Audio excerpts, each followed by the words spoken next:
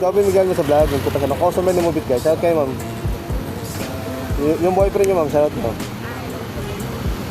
Kinikilig ako kanina, nakita nag-kiss sila. Ano pangalan niyo ma'am? Angela. Saan probinsya niyo ma'am? Sa Manila. Okay. Bali dito ma'am yung bahay niyo or... okay. Ano pala trabaho ni ma'am?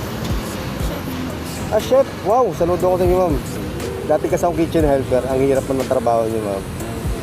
Ang hirap maging chef ma'am. Kasi naging kitchen helper ako ma'am. Halos di na magkandaw gaga sa inuutos.